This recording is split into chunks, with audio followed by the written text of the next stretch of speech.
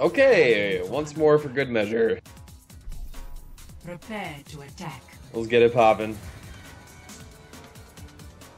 So if Mike Morheim and Amy Morheim's daughter's name Olivia, I think that this is definitely her. Like Vivi sounds like a nickname for Olivia. Yeah, it's pretty close. I'm just going out on a limb and saying this is what this is.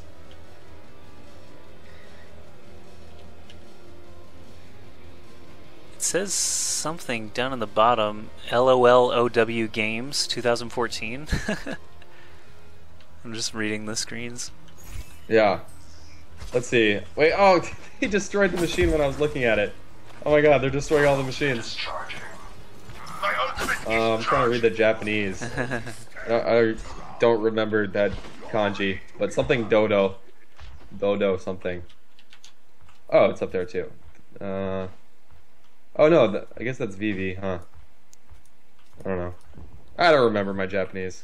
Alright, well, Hanamura, this should be a treat. We've got Melty on defense starting out, and let's just look at their comp real quick. We've got two tanks with Zarya and Reinhardt, two defensive characters. Oh, actually only one defensive character. Junkrat is in play.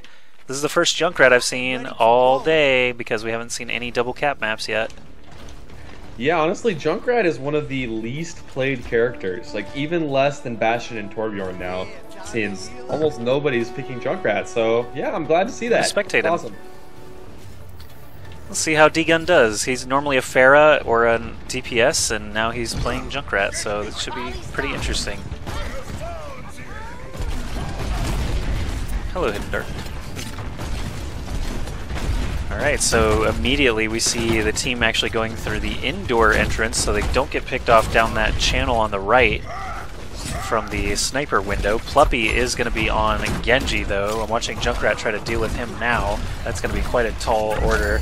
He throws out the mine and bounces him away. Actually does land the punch, but that's with the assistance of Nico on Reaper, certainly helping out. Alright, for once, it looks like Eccentric has been totally shut down on an offensive push.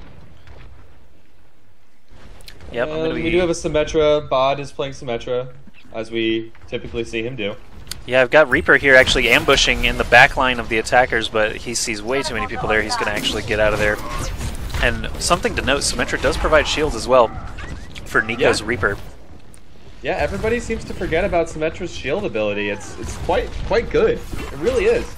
Especially if you stack it on somebody like Zarya that already has a lot of shield. It's just like insult to injury. Oh, there's that teleporter. Pluppy found it. Shield. He did get the kill on it, but 3 people came out of it and killed him as well. So it does cut that runtime quite a bit. We've got Reinhardt actually up in the front now, Skipjack playing for Eccentric. It looks like this is actually the slowest attack that we've seen out of Eccentric yet. Wow, what an earth shatter! Dropping so many people to the ground, but not a lot of kills collected. So now it's actually a pretty decent advantage for Eccentric as they do push in. They also pop their Lucio ult, so plenty of help to work with. And this is looking great for Eccentric all of a sudden. Yes, Genji actually has his sword ult available as well, so if someone does show up, he can actually just slice right through them. Zarya drops her Graviton Surge, but to no effect as no one really went down there. The attacking team does lose Lude there to the Nico Death Blossom, but Pluppy comes in, finishes him off. Birix on Lucio also going down to that Death Blossom. But they are capping the point still. They've got 3 standing on it, and no one's able to get in there to stop them. So we are headed on to point B now. Yep, here we go, led by Pluppy, who still has that ult. He's also still got the orb on his head. So with Harmony in tow, it looks like Pluppy might be doing a flank up on the right side. You know, Genji is so great on this final objective on Hanamura. You can be very tricky. I mean, the objective area has all kinds of walls and areas that you can jump up and down and just play super sneaky. So it's always good to see Genjis on this map coming from one of the side angles, whether that's the top, the left, or the right. There are a lot of ways to enter this final objective, and if you're careful, Genji can be an absolute beast. That's what we're seeing right now as Pluppy moving forward, trying to go for a kill. Does get a kill on D-Gun right off the bat, going for the enemy Genji as well, and this could be huge for Eccentric. They're capping it right now! Genji's sword is available!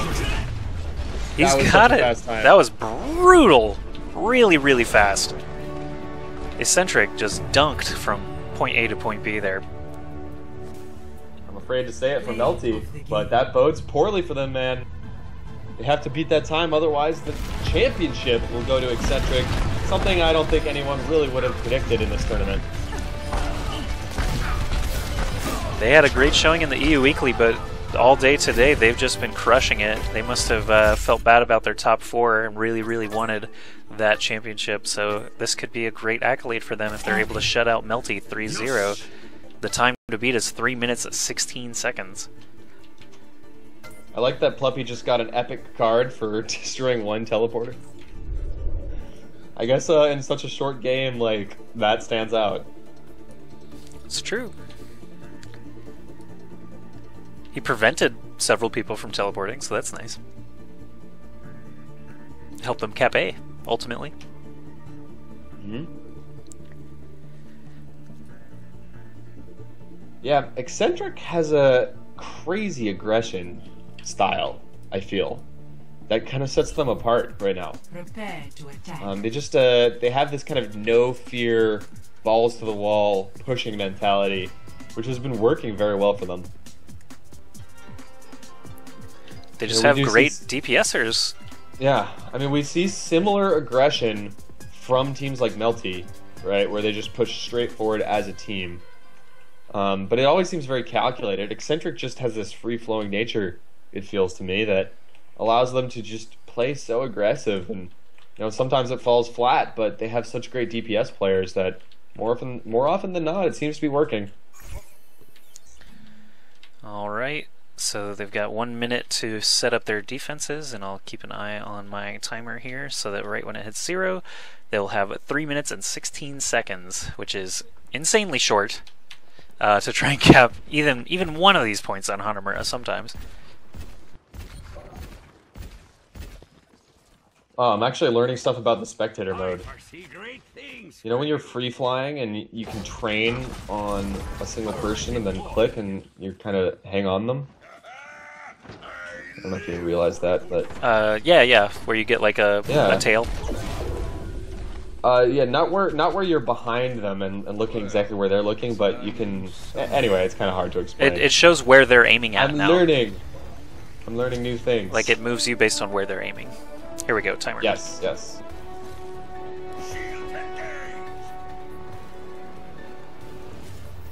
Boom. Okay, and it begins. They have 3 minutes and 16 seconds to cap both A and B. We'll see how Eccentric sets up their defense. I actually really like it. Look at that Torp turret placement right behind the rock. No one's going to be able to take free shots on it from outside. Once they come in, they're going to start taking shots like crazy, though. They drop the Winston shield right next to it. The turret does go down. Crew is actually on Bastion right now, spinning in circles, trying to prevent this Reinhardt from cutting him into pieces, but actually the Bastion does go down. The offense does have 4 players on the point already, though, including that Diva. Diva was a great choice there. Nico, Cabal also there, and it looks like, was someone charging forward there? Yes, Winston charging forward to try and ambush anyone who happens to walk through that channel. That was a 43-second take, 43-second take of point A, and they have 2.5 minutes here to get B. Yeah. So, plenty of time. What was the time set again? 3 minutes 16 total. 3 minutes 16, okay. So all they have to do is get it in the next 2 minutes and 16 seconds. Which didn't really seem like it was going to be likely. But look at this, man. Absolutely crazy. Nadir does score a kill there. And a second kill. And Lude scores a kill. So Eccentric is holding up their defense quite well here on B. Oh yeah, that is actually destruction. Crew sticking with Bastion. I was a little surprised to see Bastion. It worked out in the first phase. Using the Winston shield in conjunction with Bastion made a lot of sense. Not sure it's going to make a ton of sense to keep Bastion on this objective. Yeah, especially when each second is so precious and his runback speed is super low. He has to have Lucio with him. And now they're taking, they're going to take 20-30 seconds to try and set up. Okay. They've got about 90 seconds left to take the point. Though, actually. All right, they're going to go up to the look top at this full right. push. It's a full push up onto the top. This could catch them off guard. I'm sure it's been called out by now. Communication is key, and I'm sure these teams are communicating very effectively, but there's the Bastion with the shield, also with the Lucio all comboed in here, so this is a smart play. This was practice. Oh, Bastion's down. This was drawn out, this was practice, and we're seeing the efforts of Melty to try to do unique, new things right here. However, Pluppy with 3 in a row is going to shut that down completely, and we still have about 40, make that 50 seconds left. Yep, about right at 50 seconds right now. Genji actually just did so much work there. Pluppy with that sword ult. After Bastion went down, he just went to town on those supports, all the squishy targets that were left over after the fray. Lots of good ultimates actually happened there. Baud has another beat to drop. They're actually going 2 Lucios. There it is. Winston's already in. I'm watching Pluppy here on defense as Genji to see what he's able to do. Throwing 3 stars at once, he's definitely going to hit everything. Bastion is in the mix, though. He needs to get that Bastion out of there. There's that triple damage blue box on the back. Bastion is not down yet. Look at this. This is actually looking great for Melty, but they only have 10 seconds. They have to capture it right now. And when I say right now, I mean slowly capping. Nadir's on the point. He can Wraith Walk for another few seconds. There it is, the Wraith Walk, and we've got Skipjack on Winston. He's going to throw that bubble up and last at least another 10 seconds. 2 seconds left on my timer, 0 seconds now. That is going to be too slow for attack. Even if they get it right here, that will be too slow. So Eccentric has actually won the map 3-0. They win the series. If it's slower than 3:16, we'll get the official record there after the play of the game. Play of the game.